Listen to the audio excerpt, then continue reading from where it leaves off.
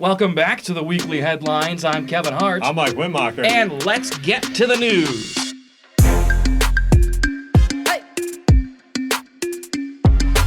Florida's governor is apparently having some brewskis with Bruce. The Miami Herald reports former Illinois Governor Bruce Rauner's exclusive community in the Florida Keys was given early access to the vaccine in January.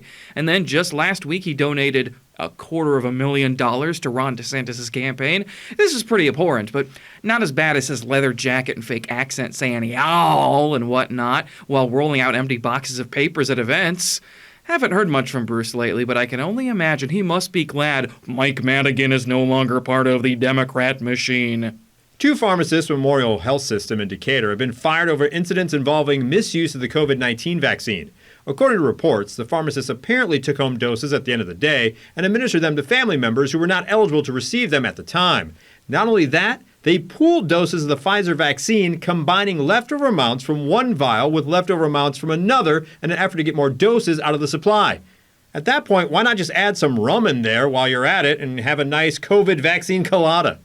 Republicans are furiously mad at Joe Biden. Shocker, I know. With some of his nominees, not really. Well, maybe her. Kids still being detained at the border, please. Dropping the minimum wage increases.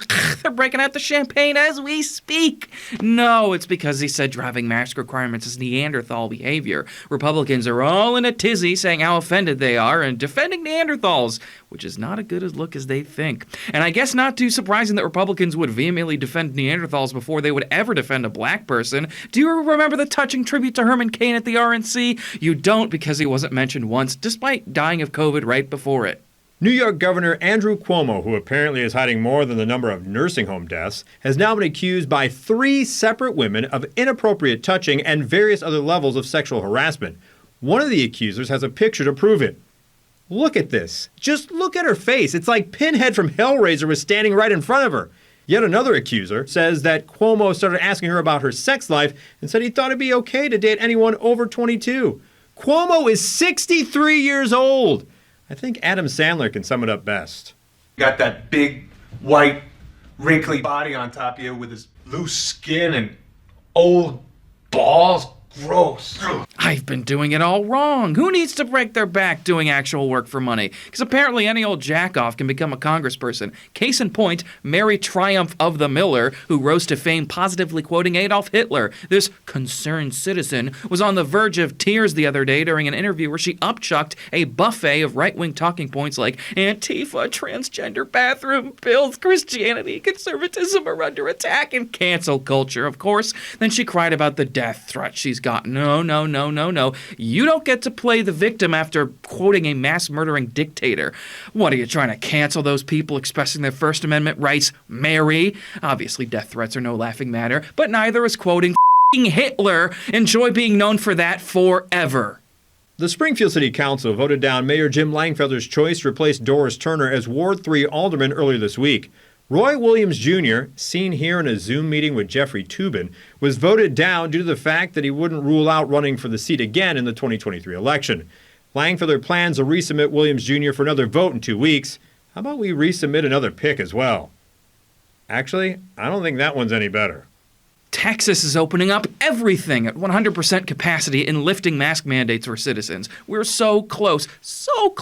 Vaccine ramping up production and going out. Flu numbers are at historical lows due to mitigation efforts. CDC's offering guidelines on what to do if you're vaccinated. Vaccine was a pipe dream at this time last year. Doesn't matter to Texas. All the progress down the toilet. Well, you know what they say. Everything's bigger in Texas. And that includes the future case numbers and the death toll, apparently.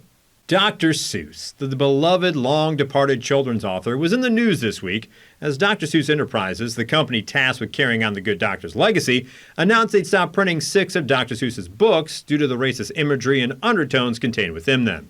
This, of course, raised the dander of many, saying, once again, the scourge of cancel culture has reared its ugly head. For those, here's a Dr. Seuss rhyme that you may enjoy. Would they, could they, with a cruise, continue on with the election ruse? One that claims that it was stolen. By old man Trump, they have been emboldened. But let me break the news to them. Despite all of it, our president is still Joseph Rupenflopper Biden. The Golden Globes were last weekend. I know, I don't care either, but I still watch them, so who's the dope? Anyway, I never understood why these even exist, especially this year. It's like the Oscars and the Emmys smushed into one overly long program that doesn't actually matter. When people discuss the highest accolade a performer can get, it's always EGOT, not EGOT. The only good thing about the Golden Globes anyways is when Ricky Gervais is allowed to host and he drunkenly gives it to everyone in the room because he knows how pointless it is. A movie where people survive by acting like they don't see a thing. Sort of like working for Harvey Weinstein. You did it. I didn't. You did it. The NBA is going ahead with its All-Star game this Sunday in Atlanta. This from a league that earlier this season placed stadium security guards at half court before and after games to ensure there wasn't any extra fraternization between opposing teams. Yeah, wouldn't want that. But hey, representatives from several different teams in the same locker room and on the same bench? Perfectly acceptable.